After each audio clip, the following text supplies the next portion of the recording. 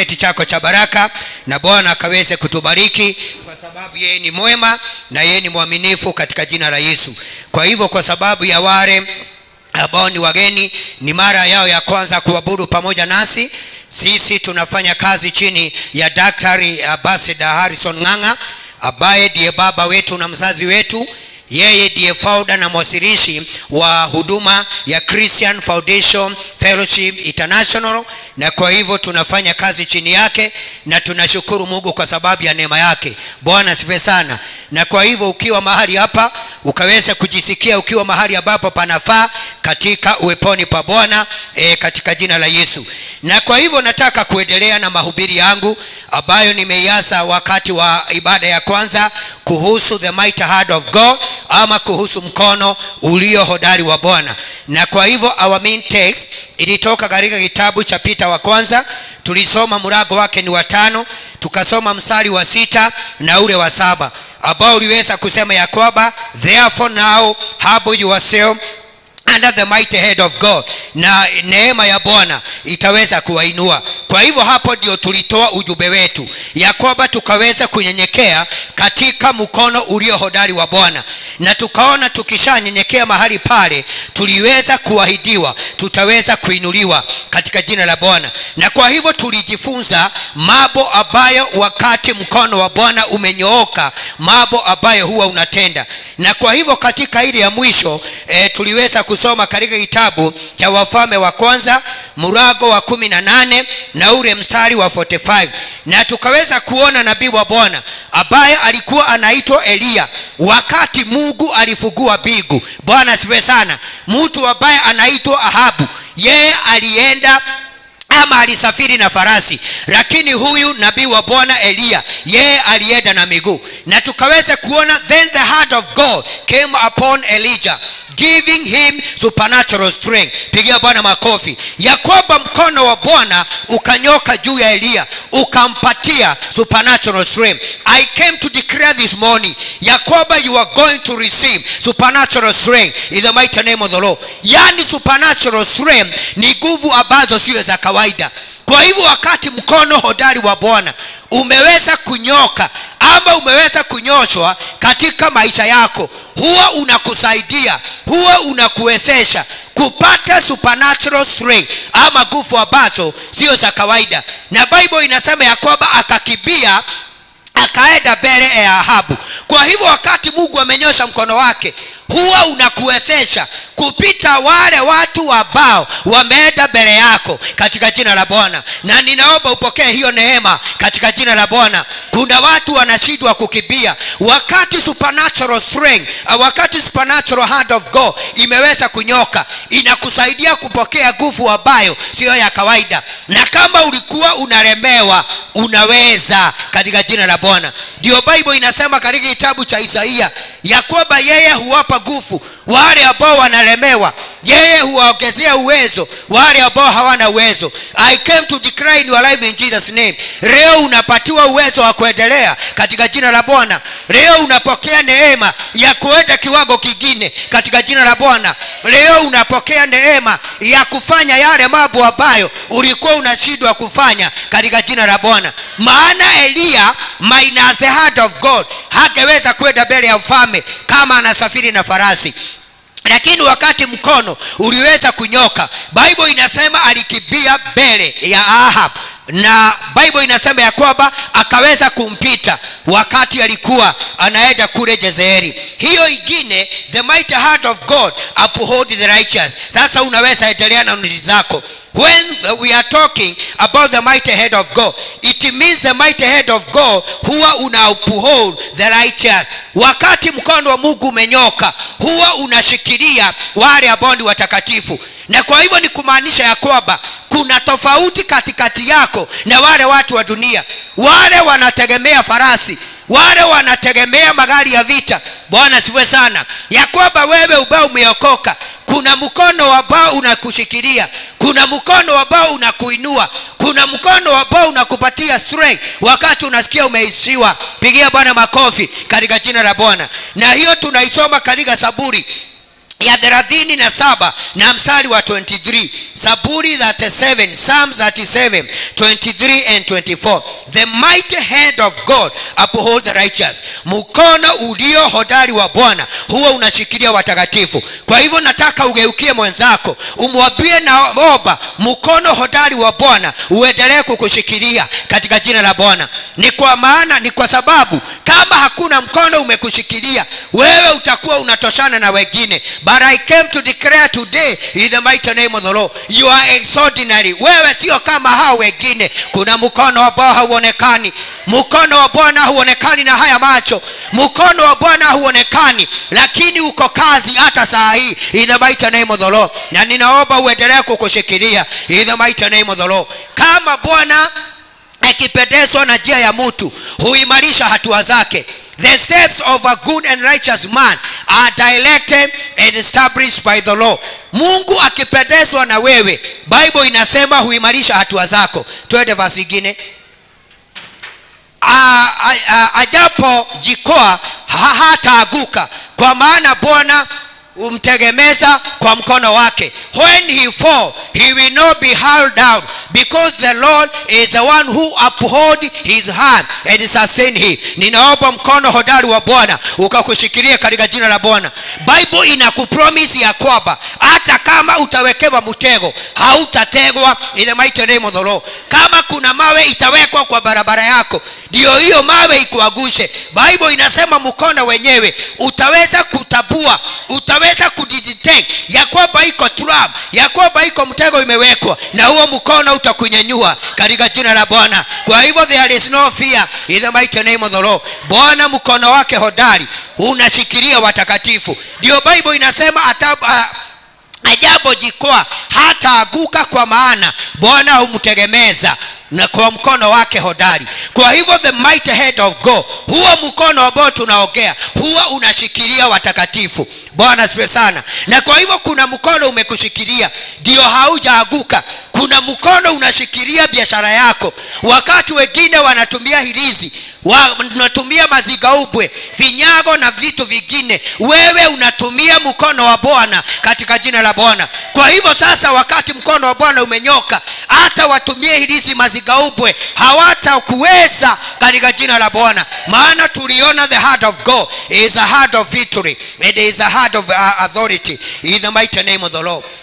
And kitu ingine, wakati mkono wa Bwana umenyoka, huo unafanya God had his mighty toward us in healing and performing miracles. Ya kwamba wakati tunaongea kuhusu the mighty hand of God, huo mkono hodari wa Bwana huwa unaponya na huwa unatenda miujiza katika jina la Bwana. Kwa hivyo ni kumaanisha kama kuna watu ambao ni wagonjwa hapa, tuombe saa hii mkono unyoke, watu watapona katika jina la Yesu. Hakuna hata kushida hata tukiulizana mambo mengi. Mkono wa Bwana mahali unanyoka, huwa unajua ni nani aliye mgonjwa, na hata saa hii naongea kuna watu wanapona katika jina la Bwana.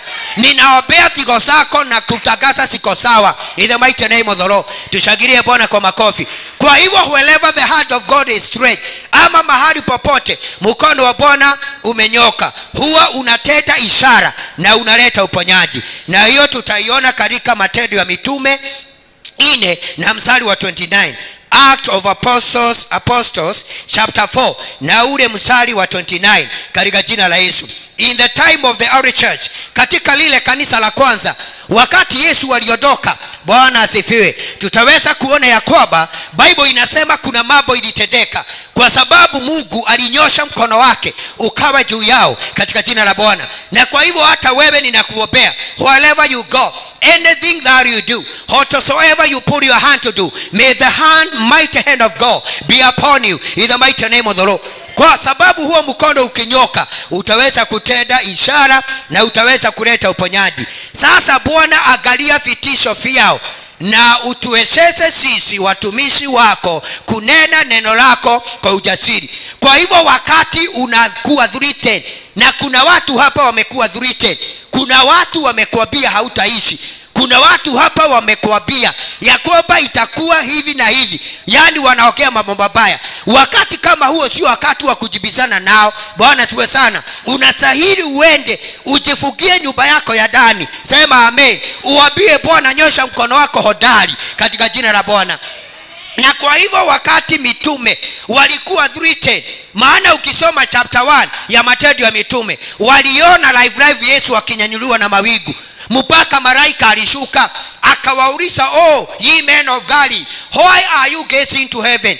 The same Jesus in the same manner he will come again. Bwana siwe sana. Kwa hivyo sasa wakashindwa, juu sasa ameenda, tumebaki na nani? Na kwa hivyo the Sadducees, the Pharisees, wale Masadukayo na waandishi wa barua wakainuka, wanataka kunyamazisha kanisa. Bwana siwe sana. Na kwa hivyo haya ni maombi ambayo wale watakatifu waliomba wakati waliweza kupokea vitisho. Na kwa hivyo ninaombea siku ya leo, wale watu mumetishwa, hata mahali mnafanyia biashara, mkono wa Bwana unanyoka katika jina la Yesu.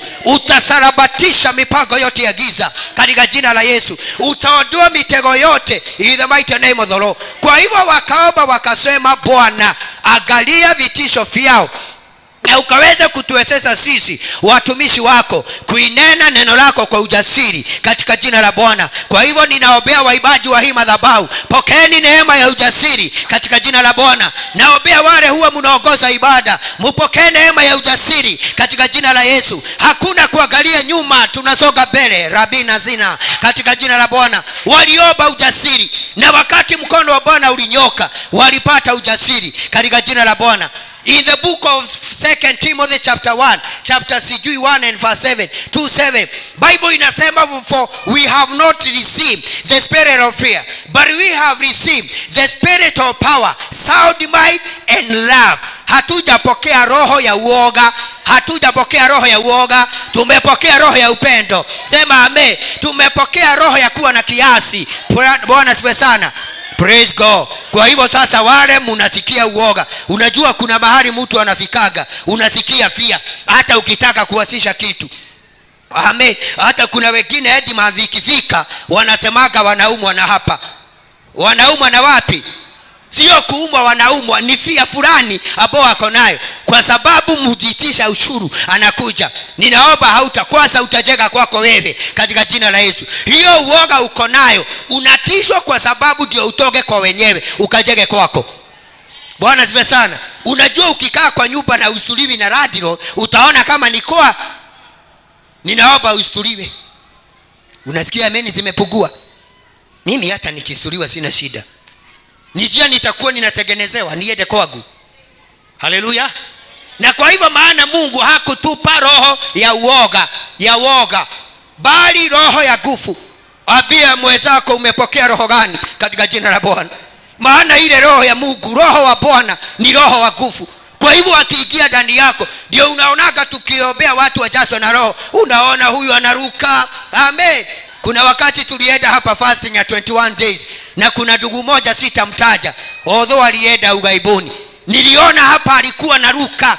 Mimi ni mpaka nikakata maombi nimwangalie. Alikuwa na analika na vizuri. Sio ile kiududho kama hana mpango, ni ile kuruka anainama. Sasa mimi nilikuwa naona ni kunyenyuliwa na nguvu. Aliruka mpaka akaanguka chini. Bwana siwe sana. Praise God. Ni roho wa nguvu alipokea katika jina la Bwana. Ninaomba huo roho aendelee kukufanyia kazi katika jina la Bwana.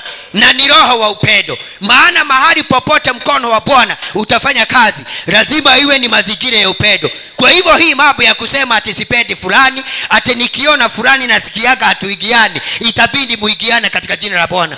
Bwana siwe sana. Kama Yesu alikufia watu wote, kwa nini wewe unachagua watu? Ate fulani sijui damu yake ni yo na yako inakuwa gabi. Damu ya Yesu ni moja. Ambia mwenzako damu ya Yesu ni moja. Na kama ni moja, kama mimi inakuwaga ni yo ama ni gani? Kuna wakati wa kwangu niliwapima wote. Amen. Kwangu hakuna mtu sijui yake ni gani. Nikienda kwa bagi yangu, si kuna kamfuko niliwaonyesha. Okay, tuachane na hiyo. Hakutupa roho ya uoga, bali roho ya nguvu na ya upendo na ya moyo wa kiasi. Bwana siwe sana. Alitupa pia nini? Roho wa kiasi. turudi mahali tulikuwa katika Matendo ya Mitume. Na kwa hivyo wakatishwa, na kwa hivyo wakati walitishwa wakaomba mkono wa Bwana unyoke. And now Lord, observe this threat, take them into account. Pigia Bwana makofi. Ni vizuri ujue wakati unaomba, ni vizuri kupaka maombi yako. Unajua mimi nasikiaga mkiomba ate Mungu kama unataka kuja, na kama hautaki kuja ukae biguni.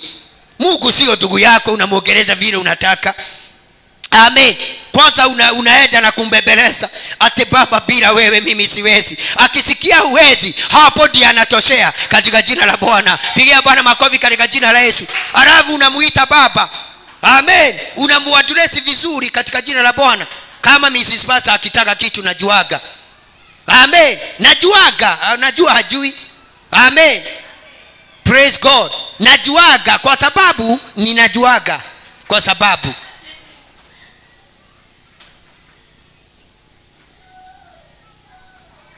okay, hatukuwa kwangu, tulikuwa kwa Mungu. Tunaabiana, ni vizuri kuadresi Mungu vizuri. Sasa Bwana, angalia vitisho vyao na utuwezeshe sisi watumishi wako kuinena neno lako kwa ujasiri. Bwana asifiwe sana. Kwa hivyo Mkristo yeyote hastahili kuwa na uoga. Na kuna watu hapa hata wakilala lazima waangalie kitanda chini. Praise God. Ati lazima uangalie, na unaangalia unatoka nje. Ninaomba Bwana tusaidie. Tufuatie verse katika jina la Bwana. Ndio nataka. Nyosha mkono wako ili kuponya wagonjwa. Ati anyoshe nini? Yaani wanafunzi waliomba Mungu anyoshe mkono. Viwete watembee, vipofu ni vipofu waone, na viziwi wasikie, na wale ambao ni watembee. Bwana siwe sana. Kwa hivyo ni vizuri katika maisha yako kuomba miujiza itendeke katika jina la Bwana. Na ni nini huwa kinatenda miujiza kwa Mkristo? Ni mkono wa Bwana katika jina la Bwana. Pigia Bwana makofi. Kwa hivyo katika maombi yako ni vizuri uombe maombi ambayo wanafunzi waliomba. Walimwambia Mungu, nyosha mkono wako ili uponye. Amen. Ili uponye wagonjwa na kutenda ishara na maajabu. Na kutenda nini? Na ndio unaambiwa unyenyekee chini ya huu mkono, maana kuna healing hapa, kuna signs, miracles and wonders katika huu mkono. Kwa hivyo wanafunzi walijua mkono wa Bwana ukinyoka, kitu ya kwanza utaponya, utatenda ishara na pia na miujiza kwa jina la mwanao mtakatifu Yesu, katika jina la Bwana. Kwa hivyo ni vizuri hata ukiomba usiwe unasema ninaomba kwa jina la Bwana. Uliza mwenzako, Bwana gani? Amen. Ni vizuri unamalizia maombi vizuri. Naomba kwa jina la nani? La Bwana Yesu. Unasema Bwana nani? Bwana Yesu. Unaweka maombi yako vizuri katika jina la Bwana. Kwa hivyo kwa jina la mwanao mtakatifu Yesu. Praise God. Kwa hivyo wale mnaomba kwa jina la Maria mnakosea. Praise God. Kwa hivyo the mighty heart of God, it bring healings and perform miracles. Na kitu kingine mkono wa Bwana huo unafanya. God heart of judgment is against those who oppose him. Yakoba mkono wa Mungu wa kulia huwa uko kinyume na wale watu ambao wanampiga Bwana. Na hii ndio ile maeneo mimi ningetaka ukaweza kuangalia. Anytime unapiga hata mambo kanisani, pasa anasema tufanye kitu fulani, wewe unaigiwa na shetani, unalikuruti watu, unawaambia hatutafanya namna hii. Ni vizuri kuelewa the mighty head of God, it will be against you, kwa sababu utahesabiwa na maadui wa Bwana katika jina la Yesu. Bwana siwe sana. Unajua kanisani kuna kuaga na grupu za watu kidogo. Kuna wale watu wanakujaga kutafuta Mungu, na kuna wale watu wanakujaga kufanyia Mungu kazi. Kuna watu wengine wanakujaga kuangalia waone makosa iko wapi, wakaweze kulikuruti watu. Ninaomba washindwe katika jina la Bwana. Pigia Bwana makofi katika jina la Yesu. Hiyo grupu zote zinakuanga, yani wanatafuta watu wa walikuruti wakaweze kuribel ama wakaweze kuonyesha yale mambo haiendelei sawa sawa. Naomba wasiwe wa hapa katika jina la Bwana. Shangilieni Bwana kwa makofi katika jina la Yesu. You must be a kingdom builder. Lazima uwe mtu wa kujenga ufalme. Usihesabiwe na wale wanapiga Bwana, kwa sababu wakati unapinga maendeleo na sera za madhabahu unahesabiwa wewe na maadui wa Bwana. Na ndio nasema mkono hodari wa Bwana unakuaga against those who oppose him. Na kuopozi Mungu sio kusema Mungu hauko, ni wakati unaupozi yale mambo ambayo yanapagwa kwa madhabahu katika jina la Bwana. Pigia Bwana makofi in Jesus name. Na kwa hivyo tunasoma katika Matendo ya Mitume 13 na ule mstari wa 8. Matendo ya Mitume 13 and verse 8 in Jesus name. Kanisani kuna kuaga na watu wa aina mingi. Bwana asifiwe sana. Na ningetaka leo wewe ujiulize, wewe ni mtu wa aina gani kanisani?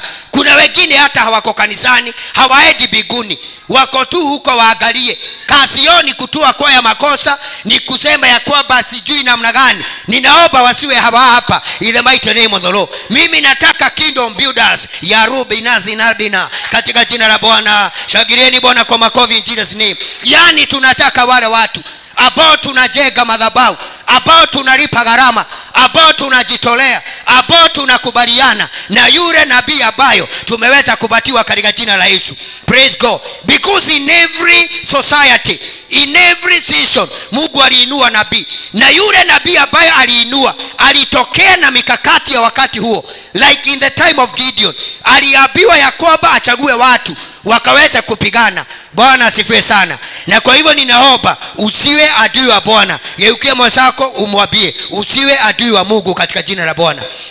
Na kuwa adui wa Bwana, it is very simple, ni kupiga ile mambo ambayo pasa anasema tufanye, na unalikuruti watu wengine. Ninaomba shetani ashindwe katika jina la Bwana. Praise God.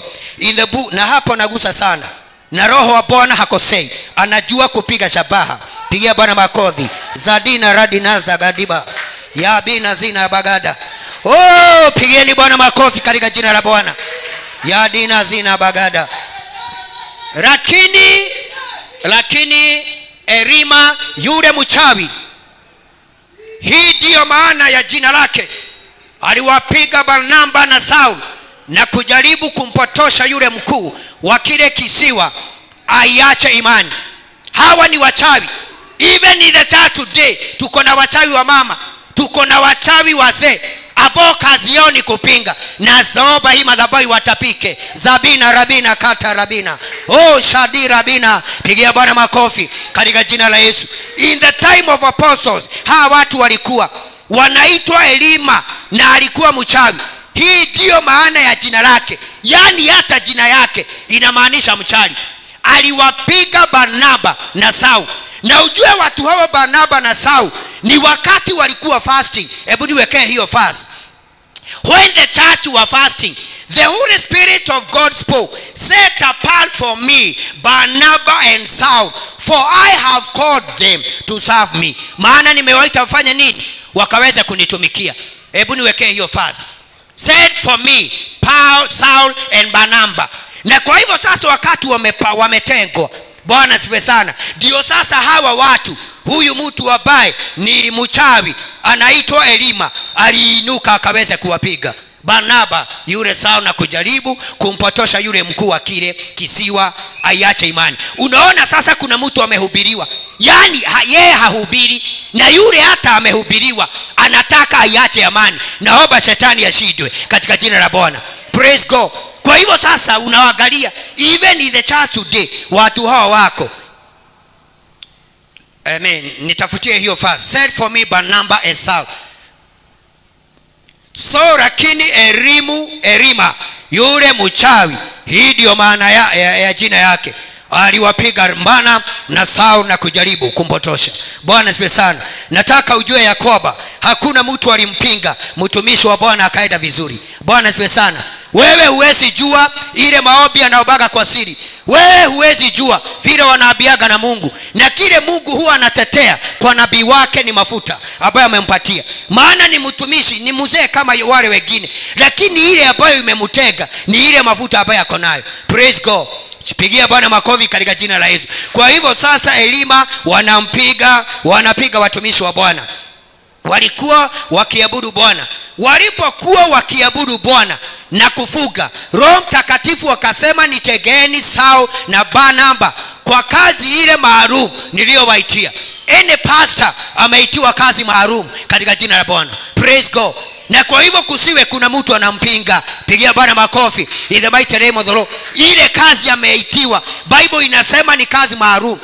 Praise God. Na hiyo ilinenwa na Roho wakati wale walikuwa wanafanya nini? Wanaomba. Sasa nilikuwa nataka uone ni Mungu alisema amewaita, na akasema ya kwamba when they were fasting, the Holy Spirit said, set apart for me Barnabas and Saul, Paul, for the work which I have called them. Kwa ajili ya ile kazi ambayo nimeweza kuwaitia.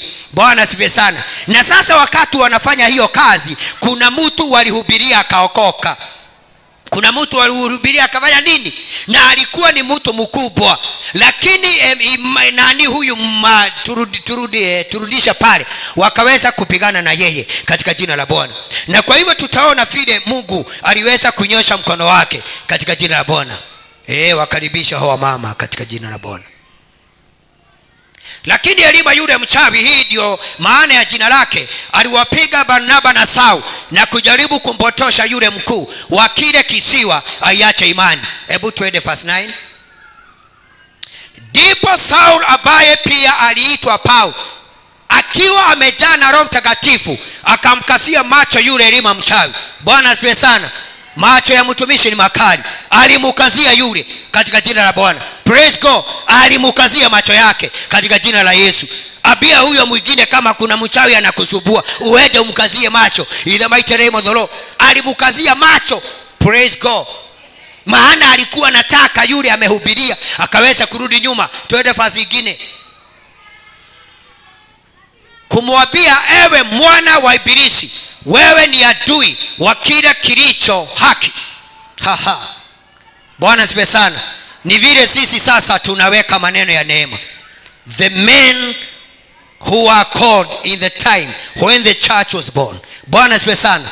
Walikuwa wakali. Bwana asifiwe sana. Angalia vile anamwambia. Akamwambia, ewe mwana wa Ibilisi.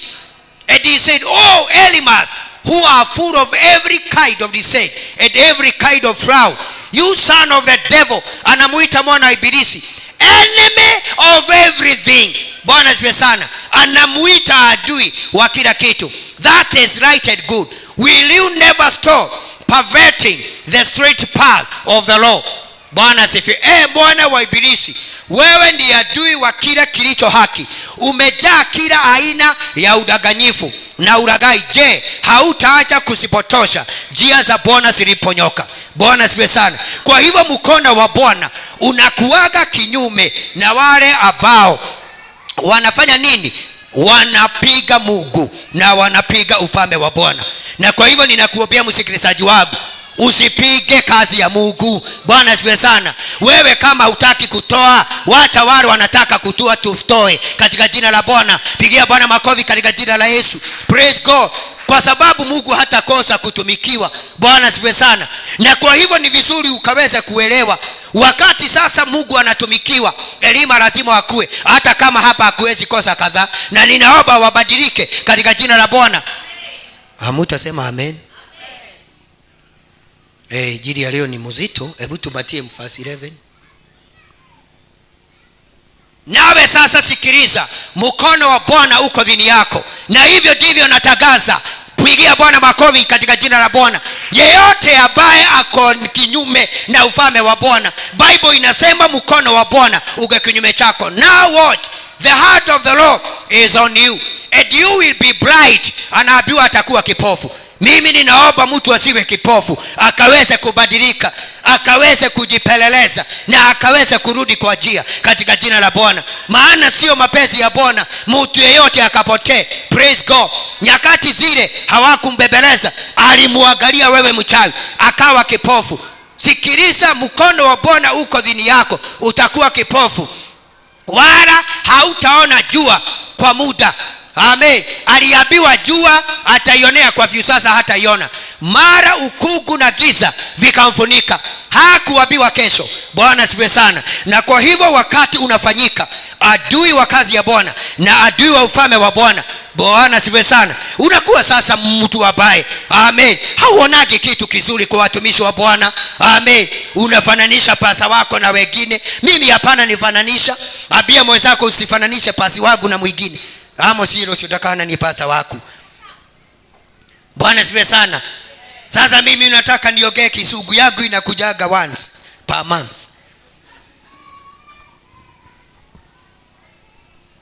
Zalabina. Akaenda, mara ukogo na giza zikamfunika, naye akaenda huku na huku akitafuta mtu wa kumshika mkono. I want to say this. When you become the enemy of the work of God, unahesabiwa na maadui wa Mungu. Bwana asifiwe sana. Hata sio pasa hata shidania na wewe mwenye hiyo kazi ambayo iko na uchungu. Bwana asifiwe sana. Anajua vile atanafanyaga na watu kama hao. Bwana asifiwe sana. Na ndio sasa Bible inasema akaenda akitafuta mtu wa kumshika mkono ili amuonyeshe njia. Na ninaomba tusifike hiyo kiwango. Sisi Mungu atuneemeshe na utusaidie katika jina la Bwana. Kwa hiyo my point was the mighty heart of God, the heart of God, the heart of judgment is against those who oppose him. Yani the mighty heart of God is a heart of judgment that is against all those people who oppose him. Kwa hivyo anytime una oppose Mungu, mkono wake unakuwa kinyume chako. Hiyo ingine kama unaandika uandike, by God hand you can walk in victory. Bwana asifiwe sana. Ninasikia sasa tumerudi getina kidogo, maana sasa hiyo mambo nimeongelea ni ya muhimu na ni vizuri kuiangalia. Bwana asifiwe sana. Wakati mtu anaendaga hosi, hapa tuko na watu wamesomea medication kama Lulaya, hiyo machini mtu anasimamaga inaitwa MRI. Amen. Ni ile sasa hupimu kitu, unaendaga na ni pesa gapi? Kama Lafre? Siski? 15,000. Unasimama tu, inakusoma mwili wo. Kama ni kidney iko na shida, hiyo kakitu inasuguka, inaonyesha daktari hapa. Hakuna kipimo. Bwana asifiwe sana. Na hivyo ndivyo wakati mwingine tunastahili kujifanyia. Wewe mwenyewe unajipeleleza. Bwana asifiwe sana. Na kwa hivyo ninaomba Bwana tusaidie in the mighty name of the Lord. So through the mighty hand of God we can walk in victory. Kupitia kwa mkono hodari wa Bwana unaweza tembea kwa ushindi. Na tunaweza soma katika Zaburi ya 98 verse 1 in Jesus name. Psalms 98 verse 1. By God mighty hand you can walk in victory. Kupitia kwa mkono hodari wa Bwana unaweza tembea na ushindi. Praise God. Nataka tuwekewe hiyo ndio tukaweza kusoma katika jina la Bwana.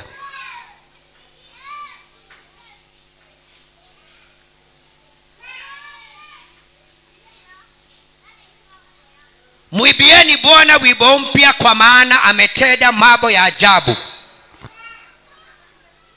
Kitanga chake cha kuume na mkono wake mtakatifu umefanyia wokovu. Sing to the Lord a new song, for he has done marvelous and wonderful things. His right hand and his holy arm have gained the victory for him. Bwana asifiwe sana. Yani mkono wake wa kuume umempatia ushindi, na ninaomba huo mkono ukupatie victory in the mighty name of the Lord. Mahali popote unapingwa, mkono wa Bwana ukupatie victory in the mighty name of the Lord. Mahali popote unaona unalemewa, ninaomba Bwana anyoshe mkono wako wa kuume katika jina la Yesu. Maana Bible inasema for his right and his holy arm have gained the victory. Kwa hivyo mkono wa Mungu ulionyoka ni mkono wa ushindi. And so you can walk in victory in the name of the Lord. Unaweza tembea na ushindi katika hii dunia ambayo imejaa misukasuko, katika dunia ambayo imejaa rumors of wars na mambo mengi. You can walk in victory in the mighty name of the Lord. Sema amen. Unaweza kuwa na victory katika maeneo yako ya biashara. Wakati watu wanatumia finyago, hirizi na mazigaubwe, wewe biashara yako inaweza kuwa sustain na mkono wa Bwana katika jina la Bwana. Sema amen. Tupigie Bwana makofi in Jesus name. Jambo hilo lingine, the heart of God brings great soul winning success. Bwana asifiwe. Yakoba mkono wa Bwana huwa unafanya watu waokoke. Kwa hivyo ni vizuri wakati tutapaga kutoka nje, na tutatoka hivi karibuni. Bwana asifiwe. Tukikusanyika hapa kuna maombi tutaomba. Nipatie Act 11:20. Yakoba Bwana anyoshe mkono wake. Maana kupitia kwa mkono ulionyoka in the time of apostles watu wengi sana waliweza kuokoka. Bwana asifiwe. Hebu tupatie hiyo 11 and verse 20. Lakini baadhi but there were some of them, men of Cyprus and Cyrene, who came to Antioch and began speaking to the Greeks as well, proclaiming to them the good news about the Lord Jesus Christ. Kwa hivyo kuna watu walitokea Kipro na Kirene ambao walipokuja Antiokia walinena na Wayahudi pia wakimhubiri Bwana. Bwana asifiwe sana. Kwa hivyo wakati mkono wa Bwana umenyoka, wewe badala ya kutoa watu kanisani utaleta watu kanisani katika jina la Bwana. Na ninaomba hapa kusiwe kuna mtu atatumika katika jina la Bwana kutoa watu kanisani katika jina la Yesu. Bwana asifiwe sana. Unastahili ulete katika jina la Bwana. Praise God. Pigia Bwana makofi.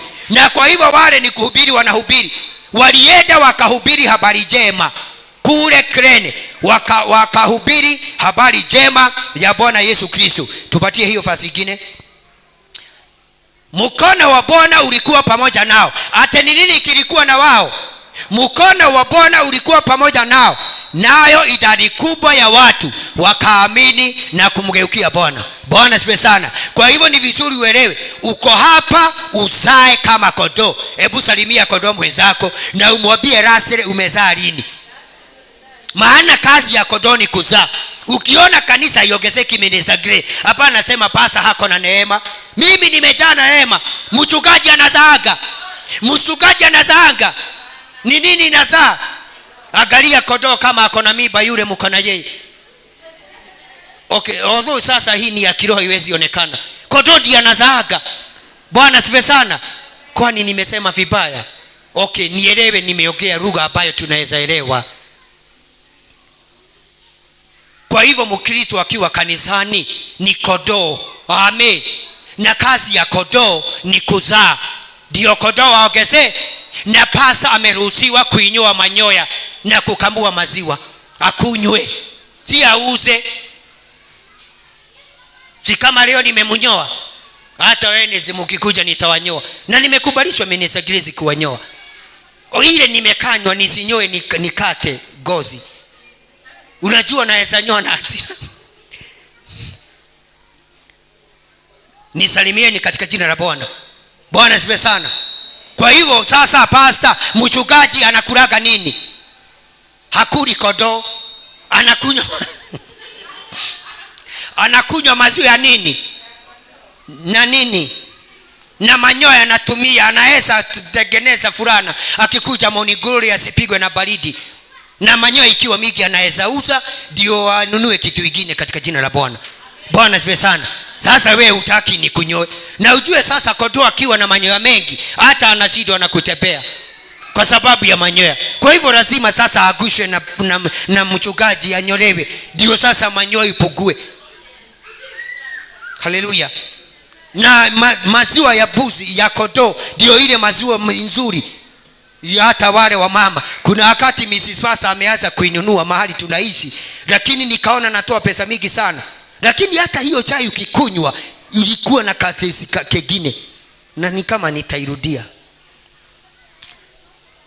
Hata mama akizaa mtoto abiwe kuna vitu hana, anaambiaga akunywe maziwa ya ng'ombe.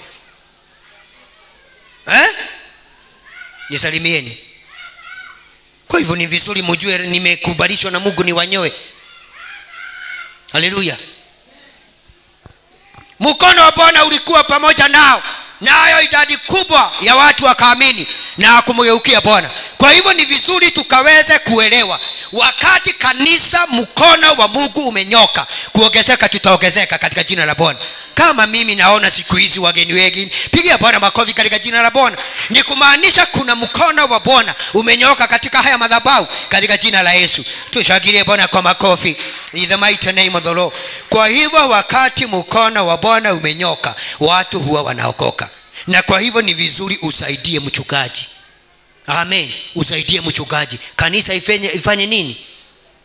Maana kila mtu atalipwa na kazi yake. Na amo si kurukaruka, si ni kufanyia Mungu kazi. Hiyo ni kumpatia Mungu Charles, wakati unarukaruka na kupigia Bwana makofi na kufanya hivi, hiyo ni ibada unapatia Mungu. Kazi ni wakati utakuja ufagia hapa peke yake. Kama sasa hapa Madi na kutaga Janet na Murisa peke yako, anafagia na anarudia. Mungu akubariki katika jina la Bwana. Lazima utafute kitu ya kufanya kanisani katika jina la Bwana. Pigia Bwana makofi in Jesus name. Usiseme ya kwamba hakuna kazi. Kazi iko mingi huku in the name of the Lord. Amen. Elek. Hallelujah. Kazi ya Mungu ni kazi ya Mungu ni nini? Hallelujah. Abia mwenzako kazi ya Mungu ni mingi ya kufanya.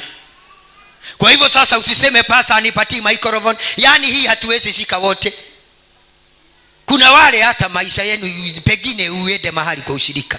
Amen. Lakini unaweza mfanyia Mungu kazi ukiwa huko.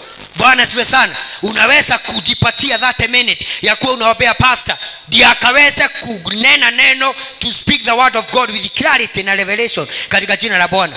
Kwa hivyo wakati mkono wa Mungu umenyoka, watu huwa wanaokoka katika jina la Bwana. Na kwa hivyo ni vizuri kila mmoja atafute kitu ya kufanya kanisani. Usiwe mtu wa kuja kuangalia. Peter, wewe huwezi sikia haki kitu. Ukiwa sasa hapa uko na 1 year na hakuna kitu unafanyaga chache. Mary Muthoni, sasa uko na miaka gapi since you came? 3. Bwana sifiwe. Abia mwenzako tafuta kitu ya kufanya kanisani. Kitu kingine wakati mkono wa Bwana umenyoka huwa unafanya. Hebu tusome katika John chapter 10 and verse 27. John 10:27. God's people are safe on his hand. Watakatifu wa Mungu wako salama katika mikono ya Bwana. Ninataka ukaweze kuelewa, you are safe on the hands of God. Kulingana na John 10 verse 27. Kondoo wangu huisikia sauti yangu, nami nawajua, nao hunifuata. Bwana asifiwe sana.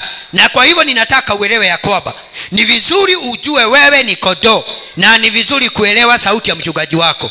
Bwana asifiwe. Amen. Bwana asifiwe. Ni vizuri kuelewa nini?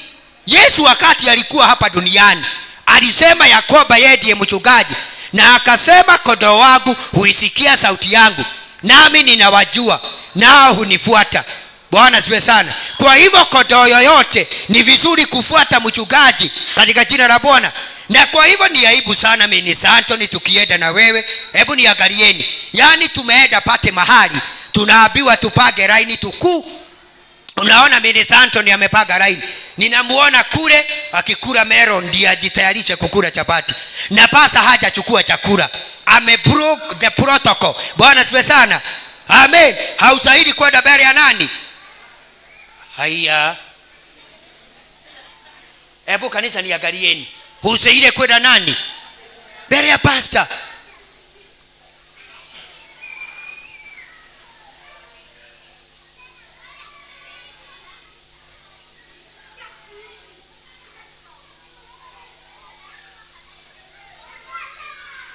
Kondoo wangu husikia sauti yangu, nami ninawajua, nao hunifuata. The sheep that are mine, my own, they hear my voice.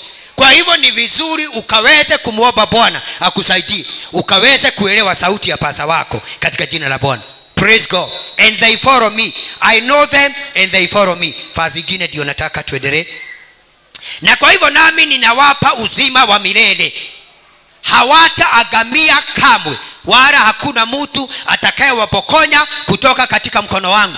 Unaona wote wametoshea wapi? Kwa mkono wa Yesu. Na anasema there is no enemy. They will never ever by any means perish, and no one will ever snatch them out of my hands. Bwana asifiwe sana. Kwa hivyo wewe umewekwa katika mkono wa Yesu. Sema amen. Na kupitia kwa huu mkono, Bible imesema ya kwamba hakuna mtu kwa njia yoyote anaweza kutoa katika huo mkono. Ni kumaanisha wewe uko safe katika mikono ya Yesu. Twende hiyo fasi nyingine. Na kwa hivyo baba yangu aliyenipa hawa ni mkuu kuliko wote, na hakuna awezaye kuwapokonya kutoka kwa mikono yangu. My Father who has given them to me is greater and mightier than all, and no one is able to snatch them out of the Father's hand. Hakuna mtu ambaye akona uwezo wa kuwatoa katika mikono ya Baba. Na kwa hivyo ni maombi yangu mchana wa leo, maana kutoka asubuhi nimeongea kuhusu the mighty head of God, na nikawaonyesha yale mambo ambayo yatafanyika wakati mkono wa Bwana umeweza kunyoka in your life in the mighty name of the Lord. Bwana asifiwe sana. So it is my prayer, wakati utasimama kuomba utaambia Bwana anyoshe mkono wake. Hebu niweke Isaiah 59 tukaweze kurudi pale, ndio tutamalizia nayo. 59 and verse 1.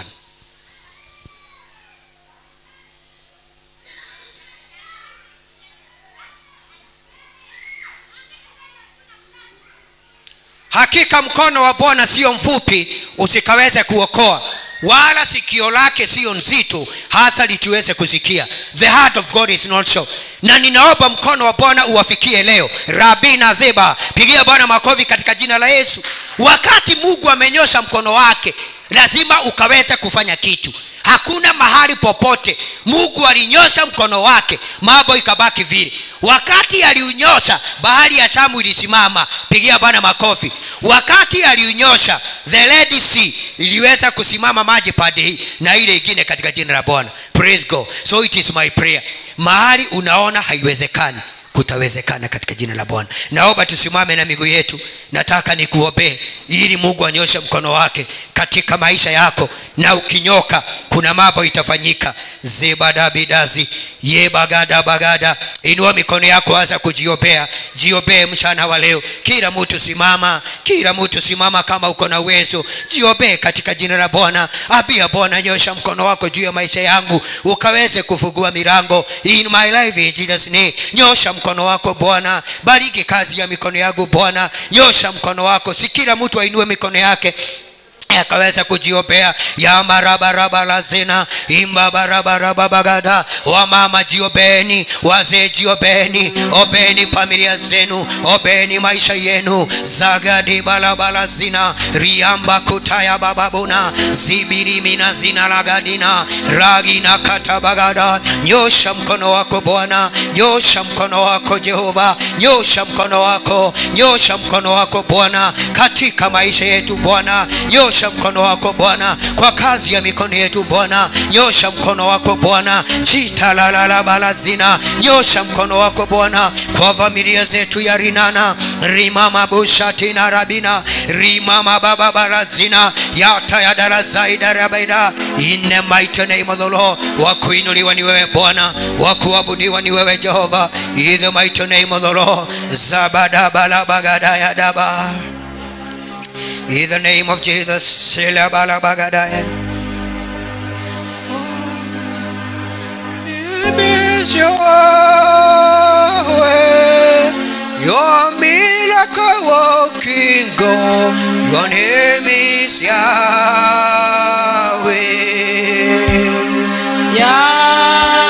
Yahweh. Your name is Yahweh. You are your name is Yahweh. Yahweh, Yahweh. Yahweh. Your name is Yahweh. You are the miracle working God. Your name is Yahweh. Nataka tukaweze kunyamaza wote. Kama Mungu ako na neno anataka kuongea na kanisa lake, na kama kuna mtu amewekwa sauti ndani yake, akaweze sasa kuiachilia ili kanisa la Bwana lijegeke, ili kanisa la Bwana likaweze kuelekezwa katika jina la Bwana.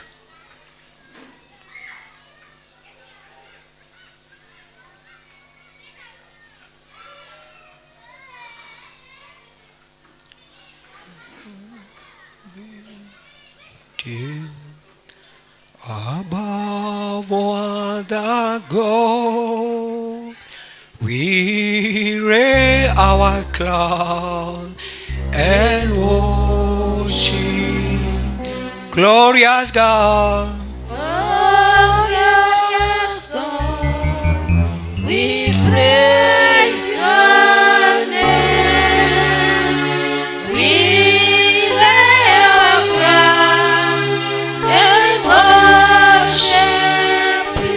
Nataka wale watu kuwaombea. Kuna jambo unaaminia Bwana akaweze kunyesha mkono wake ili akaweze kukutendea. Kibia hapa, ibada ya leo ilikuwa ni yako katika jina la Bwana. Kuna jambo unaaminia Bwana, unamwambia nyosha mkono Mungu katika hili jambo. Nyosha mkono Bwana mahali hapa. Itokea hapa ni wewe nagojea. Nataka niombe na wewe na niamini na wewe ya kwamba Bwana atanyosha mkono wake katika jina la Yesu. Yahweh, your name is Yahweh. You are miracle working God. Your name is Yahweh.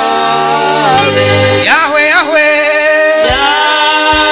Yahweh, your name is Yahweh. You are the Miracle working God. Your name Name is Yahweh. Yahweh, your name is Yahweh. You are the miracle working God. Your name is Yahweh. Nataka wale mko hapa muinue mikono yenu na mkaweze kuamini ya kwamba Mungu atawatendea. Mahali mumekanyaga ni madhabahu ya Bwana. Zadina, Ria na Maganda, na muinue mikono na muwaze kupokea. Mahali mnataka mkono wa Mungu unyoke, kuna neema Mungu anaachilia. Hata saa hii naongea, the power is upon you now in the mighty name of the Lord. Na kwa hivyo endelea kujiombea. Nikikuguza tu in the mighty name of the Lord, inakuwa it is done in the mighty name of the Lord. Zalagale Masaya. You are the miracle working God. Your name is Yahweh. Yahweh, Yahweh. Your name is Yahweh. You are the miracle working God. Your name is Yahweh. Yahweh. Your name is Yahweh. You are the miracle working God. Your name is Yahweh. Yahweh, Yahweh. Your name is Yahweh. You are the miracle working God. Your name is Yahweh. Sing Jesus, Jesus. Your name is Jesus. You are the miracle working God. Your name is Jesus. Sing Yahweh, Yahweh. Your name is Yahweh. You are the miracle working God. Your name is Yahweh. Sing Father, Father. Your name is Father. You are the miracle working God. Your name is Yahweh. Inua mikono yako tuamini pamoja. Bwana, nimeombea wote waliosikia neno lako na kuliamini. Ninaomba Bwana mkono wako unyoke, utekeleze miujiza, maajabu na ishara katika jina la Bwana. Ninaomba wiki hii watu wako washuhudie miujiza na ishara katika jina la Bwana. Ninakushukuru Bwana, maana tayari umeunyosha huo mkono juu ya kila mmoja wetu katika jina la Baba na la Mwana na Roho Mtakatifu. Tumeomba na tumeamini. Pigia Bwana makofi katika jina la Bwana. Kwa hivyo ningeuliza kama kuna mmoja wetu ambaye hajaokoka na angetaka kuokoka. Inua mkono wako juu. You are not born again na ungetaka kuokoka. Uliza jirani yako, jina lako liko? Uliza mwenzako kama jina yake iko kwa kitabu ya uzima. Dorio shomuriganeti ya mosidomuri. Is your name there?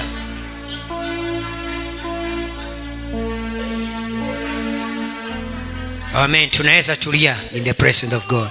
Amen, amen, amen, amen, amen. Tunaweza tulia in the presence of God. Amen, amen. Yeah, we can have our miracle seat. Tunaweza keti kwa viketi zetu za baraka.